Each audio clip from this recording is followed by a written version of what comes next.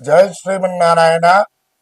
ప్రియ భగవద్బంధులకు, భక్తాగ్రేసులకు, YouTube ప్రేక్షకులకు, వీక్షకులకు అందరికీ కూడా నమస్కారం.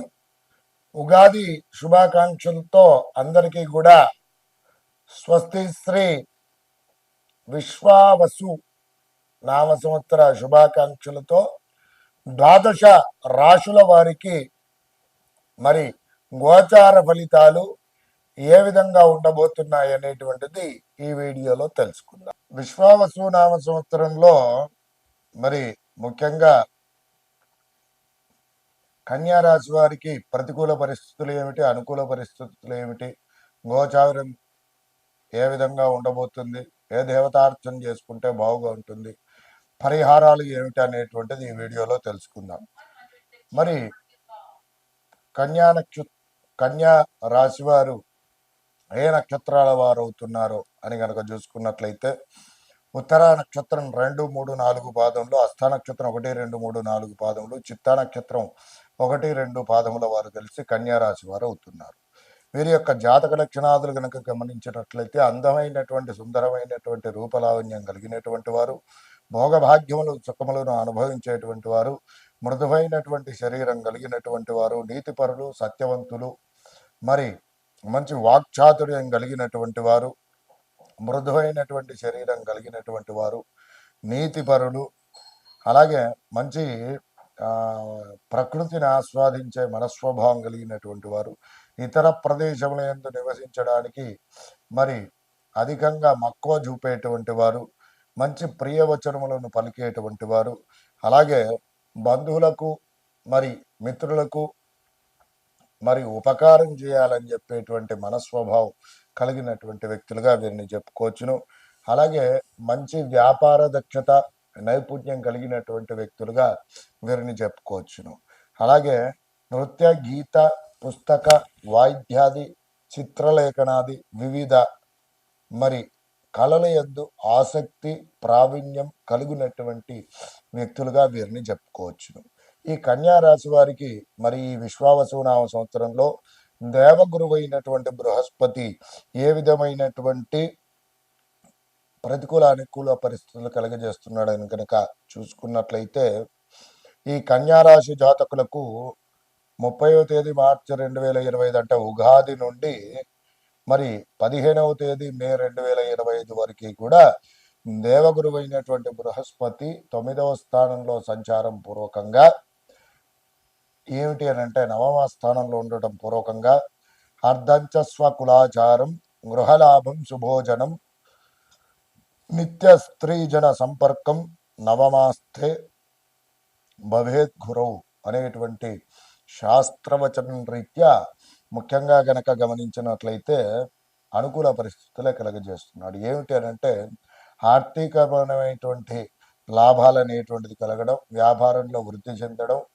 గృహపూర్వకంగా మరి ఏమిటి చేసేటువంటి పనులలో ఆటంకాలు లేకుండా నిర్విరామంగా మరి వాటికి సంబంధించినటువంటి పనులు అనేటువంటి చక్కబడము, మరి మంచి భోజనము చేయడము, అలాగే స్త్రీ పురుషులు చక్కగా సౌఖ్యంగా ఉండడం, వివాహం కాని వారికి వివాహ యోగకారక సూచనలు, సత్సంతాన ప్రాప్తి, ఇవన్నీ కూడా మరి ఈ మే 15వ తేదీ 2025 వరకు కూడా కన్యా రాశి వారికి దేవగురువు అయినటువంటి బృహస్పతి ఉత్తమమైనటువంటి యోగకారక పరిస్థితులు కలగజేస్తున్నాడు. ఇక తదుపరి మే 15వ తేదీ నుండి మళ్ళీ ఉగాది వరకు కూడా మరి 10వ స్థానంలో గురువు సంచారం చేయడం పూర్వకంగా ప్రతికూల పరిస్థితులు కలుగజేస్తున్నాడు. అవి ఏమి కనుక చూసుకున్నట్లయితే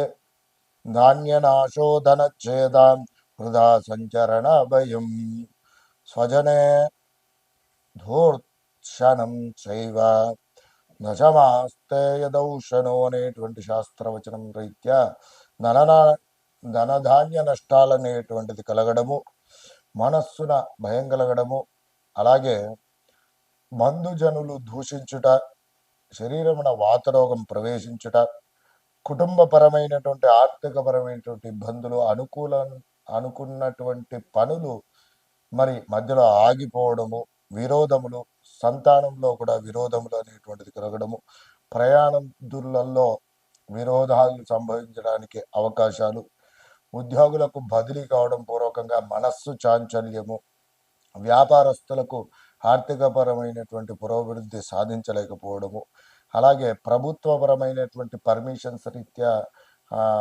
ఎక్కువగా తిరగాల్సి రావడము, ఇలాంటి ఫలితాలు అనేటువంటి కలుగుతున్నాయి. కాబట్టి ఈ కన్యా రాశి వారు గురుగ్రహ ప్రతికూల పరిస్థితుల నుండి అనుకూల పరిస్థితులు పొందడానికై ఈ విశ్వావసునామ సంవత్సరంలో ముఖ్యంగా గురుగ్రహాన్ని ఎక్కువగా ఆరాధన చేయండి. మరి గురుగ్రహానికి సంబంధించినటువంటి ధ్యాన శ్లోకాన్ని ప్రతినిత్యం పఠించడం, గురుగ్రహానికి చక్కగా గురువారం రోజున అభిషేకం నిర్వహించి చక్కగా పసుపు రంగు గల వస్త్రం స్వామికి సమర్పించడం, పసుపు రంగు పూలు సమర్పించడం, పండ్లు సమర్పించడం, ఆవు నేతితో పసుపు రంగు గల వత్తితో దీపారాధన చేయడము, శ్రీ గురు దత్తాత్రేయ స్వామి వారి ఆరాధన చేసుకోవడం, ఉడకబెట్టినటువంటి శనులు తప్పకుండా దత్తాత్రేయ స్వామి వారి దేవాలయంలో ప్రసాదంగా వితరణ చేయడం, అలాగే ఆవులకు సమర్పించడం పూర్వకంగా గురుగ్రహ ప్రతికూల పరిస్థితుల నుండి అనుకూల పరిస్థితులు తప్పకుండా పొందుతారు.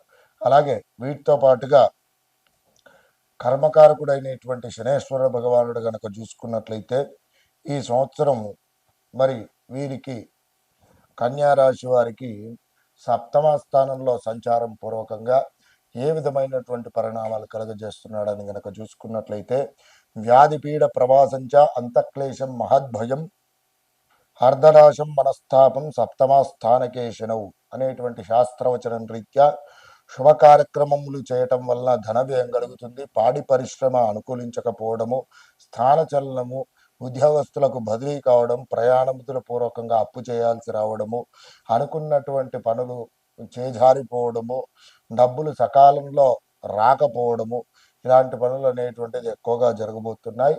కాబట్టి ఈ సంవత్సరం కన్యారాశి వారికి కనుక చూసుకున్నట్లయితే కాస్త గురుబలము మే 5వ 15వ తేదీ వరకు కూడా అనుకూలంగా ఉంది. తదుపరి గురు శనేశ్వరుడు భగవానులు ఇద్దరును కూడా అనుకూలంగా లేరు.